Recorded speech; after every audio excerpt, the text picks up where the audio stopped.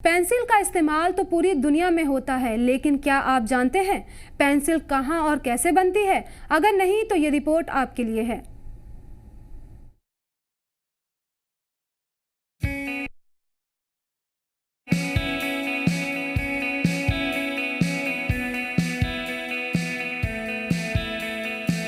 हर घर में बच्चों की तालीम के लिए जो सबसे जरूरी चीज है वो है पेंसिल।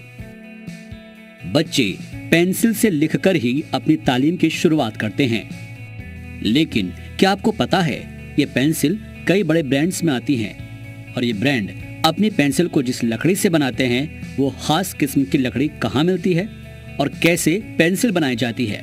तो चलिए हमारे साथ कश्मीर के पुलवामा जिले में, जहाँ एक छोटा सा गांव उखू अब पेंसिल गांव के नाम से जाना जाता है। इस गांव में पेंसिल बनाने के लिए जो खास किस्म की लकड़ी चाहिए होती है वो सिर्फ कश्मीर के इस गांव उखू में ही खास तौर पर पैदा की जाती है। कश्मीर को लेकर दहशतगर्दाना हमलों की खबरों को तो आपने जरूर देखा होगा, लेकिन आपको बता दें कि कश्मीर से ही आपके बच्चों के मुस्तकबिल की शुरुआत होती है। बच्चे जिन अल्फाज को लिखने की शुरुआत जिस पेंसिल से करते हैं वो सिर्फ उखू गांव में ही मिलती है।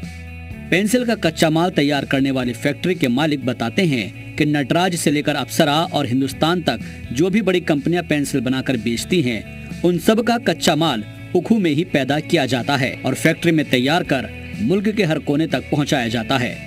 2008-9 में फिर 2010 में हमारा एक कॉन्टैक्ट हुआ नटराज कंपनी से, तो उन्होंने कहा कि आप ऐसा करो, हमारा ये ब्लॉक पेंसिल ब्लॉक बना के दे दो।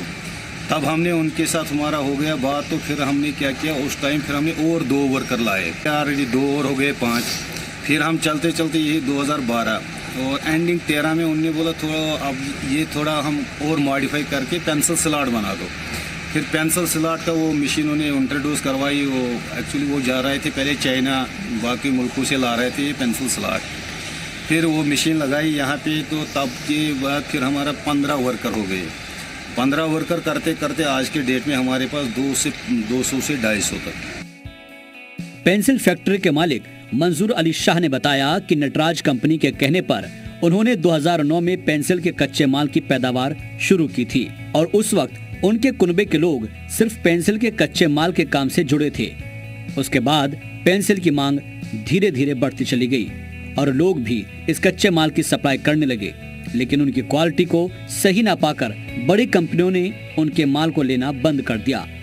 तब से सिर्फ कश्मीर का उखू गांव है जहां की लकड़ियों को खास तौर पर पेंसिल बनाने के लिए सबसे बेहतर माना जाता है। पहले इनके गांव में इन्हीं के घर के लोगों ने इस काम की शुरुआत की, फिर धीरे धीरे इनसे जुड़ते गए लोगों को इन्होंने रोजगार दिया और आज की तारीख में इनके पास तकरीबन 200 मुलाजमीन काम कर रहे हैं। मंजूर ही वो पहले शख्स हैं जिन्होंने पेंसिल के कच्चे माल की फैक्ट्री की शुरुआत की थी, लेकिन उनका मानना है कि अगर इलाके में बिजली वक्त से रहे तो वो अपनी पैदावार को मुसलसल बढ़ा सकते हैं, लेकिन बिजली की सप्लाई इलाके में तकरीबन 7 घंटे ही रहती है, जिसके सबब इनका काम कम चलता है और उनकी पैदावार पर इसका बड़ा असर पड़ता है। और बहुत से ऑर्डर आ रहे हैं, बहुत से, मतलब अभी मैं ये कह रहा हूँ कि थोड़ा सा गवर्नमेंट हमें फैसिलिटेट करे इसमें। यहाँ पे लाइट की प्रॉब्लम है, लाइट हमारे पास नहीं रहती, 5, 6, 7 घंटे रहते हैं दिन में, तो बस अगर वो प्रोवाइड करे, थोड़ा लैंड और हो जाएगा हमें, तो मुझे लगता है आने वाले दिन अगले साल में मेरे पास कम 500 से प्लस लेबर होगा।